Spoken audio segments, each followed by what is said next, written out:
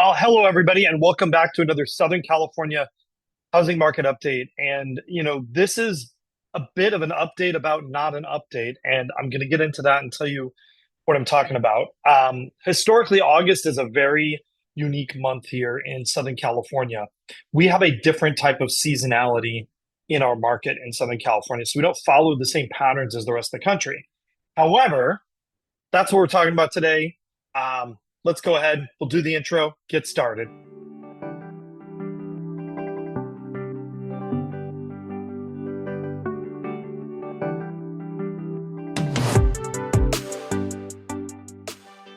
Hello, everyone. Stephen Meade with Domicile Real Estate, real estate for people who love houses. And today we're talking about an update that isn't really an update, but we're talking about seasonality in our market and what I think is going on.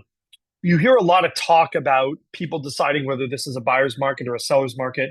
The reality is that's picking two extremes. I think that gets more video watches. I don't think we are in either a buyer's or a seller's market at the moment. I think we're in a well-priced your house sells market. You are getting greedy or asking too much, and your home does not sell, or if it's not well prepared. I want to talk a little bit about seasonality in this market because I do have some results for you, but what I think is particularly interesting is those results set in the context of August. August is historically a not great month in Southern California for the real estate market.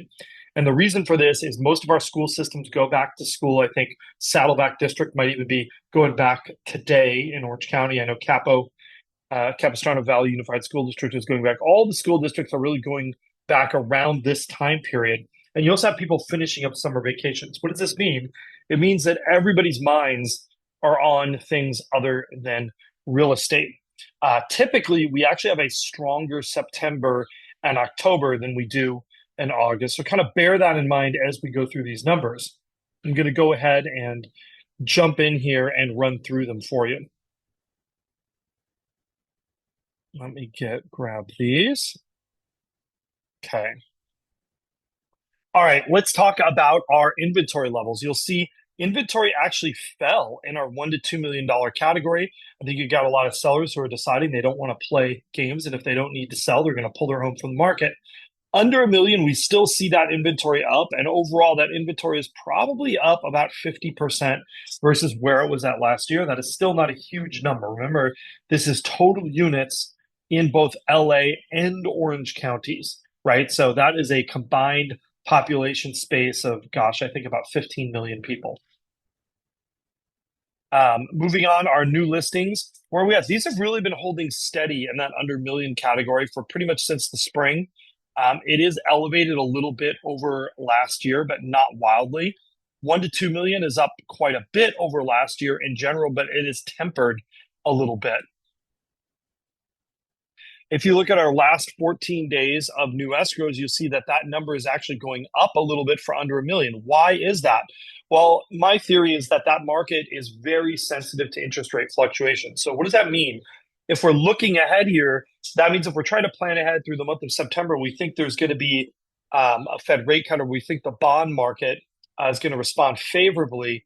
That basically means we could see an uptick in price and demand in the month of September and possibly October as well. You'll see things are pretty much holding steady on that number of new escrows when we're talking about that 1 to 2 million price range. That price range is way less sensitive to interest rate. We've got our absorption rate. That rose a little bit, but we're still really in that kind of 60 to 70% level.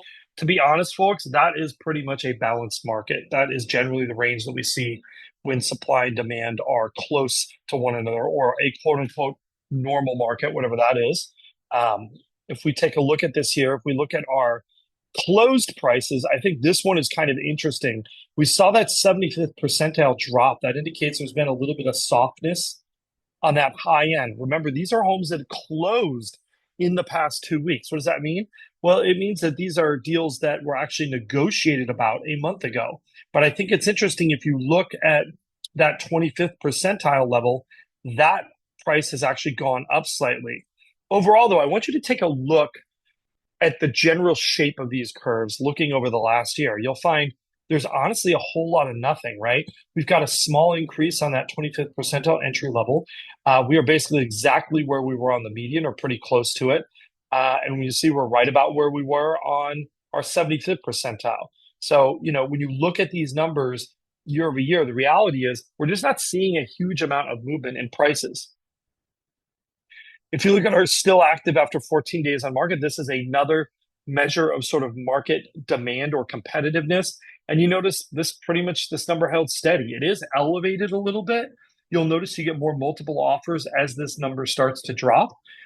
We're still seeing multiple offers, but only on the most attractive of properties, either because the properties are inherently desirable or the price is particularly attractive. If you look at our list to close ratio, I think this one is interesting too. You see that this number has really held pretty much steady for the last month or so. Again, another sign that this is a market that doesn't really have a lot of actual movement going on. I don't mean in terms of units moving, though that's down as well, but just meaning this is sort of a market that's in that like buyer-seller equilibrium that's just coasting along. In general, we're seeing people paying a little bit under list price. That's pretty much what our long-term average looks like. And then if you look at our days on market for new contracts, we see that did elevate around June and then kind of level off there for under $1 million. It did shoot up a little bit from 1 to 2 million after dropping. I think that might be a little bit of an anomaly based on just a couple of properties that might have gone into escrow that had been waiting a while. But realistically, if you're looking right around 40-ish days, that is actually quicker than the long-term average in our market. And then if we take a look at our affordability, right, of a median priced home, we actually see we did gain a little bit of ground on that in payment versus that rent index. That's really important to look at the relationship between those two things, because really when that gets out of whack is when you start needing to worry. When you see the rent index fall way flat and prices and payment index accelerating, that's when you know you might have a little bit of a bubble on your hands. But again, we're just not really seeing that. And finally, we've got our prevailing mortgage rates, which have been dipping downward, right? Not at the speed that anybody wants, but they have been heading in the right direction. And I think that's why we're seeing that bump on the low end. Anyhow, folks, that is all I have for you this week. Thank you so much for watching. Questions, comments, we love them. Don't forget to like and subscribe.